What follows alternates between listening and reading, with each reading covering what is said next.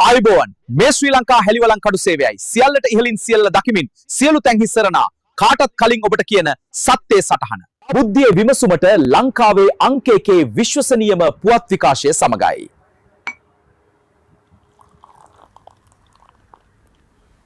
මෙන්න සංගීත පුවත් පසුගියදා පැවති සංගීත සංදර්ශනයකදී සේනානායක වේරලියද්ද මහතා ප්‍රකාශ කර සිටියේ සාගරයේ බදු වේදනාව සුන් වෙලා යන බවයි. වැඩිදුරටත් අදහස් දැහූ ඒ මහතා කියා සිටියේ පෙරුම් පුරන බෝසතුන්ටත් ආරසේනා සිටින බවයි. නාසා ආයතනයේ පැවති සංගීත සංදර්ශනයකදී ප්‍රින්ස් උදේප්‍රියන්ත මහතා ප්‍රකාශ කර සිටියේ කැලණි ගඟට සඳ වැටිලා තිබෙන බවයි.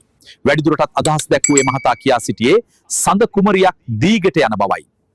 පසුගියදා නුවරඑළියේ පැවති සංගීත සංදර්ශනයකදී එච්.ආර්. ජෝතිපාල මහත්තයා ප්‍රකාශ කර සිටියේ සුදු පාට මීදුම් ගලාලා අර පේන කන්දේ හැපිල තිබෙන බවය.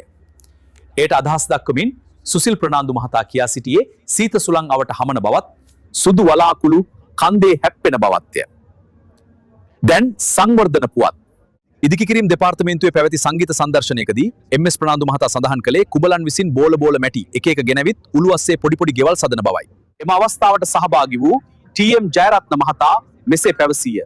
පොළව කොටන තැන පාර තනන තැන නියම් අව්වේ මහ වරුසාවේ දෙවියන් වැඩ සිටින අතර කඩතුර හැර බලන ලෙස ඉල්ලා සිටියේය. කාලගුණ පුවත්. කාලගුණ දෙපාර්තමේන්තුවේ අද පැවති සංගීත සංදර්ශනයකදී චාමර වීරසිංහ මහතා ප්‍රකාශ කර සිටියේ මහරගමට වැහින් නැතුව නැන ඕන ප්‍රදේශයකට අද දින වහින්න ඉඩ ඇති බවයි. ප්‍රවෘත්ති සමාප්තයි. මා ඉතින් යන්න යනවා මට අරන් යන්න ඇත්තේ මේ කුඩේ විතරයිනේ. ආයුබෝවන්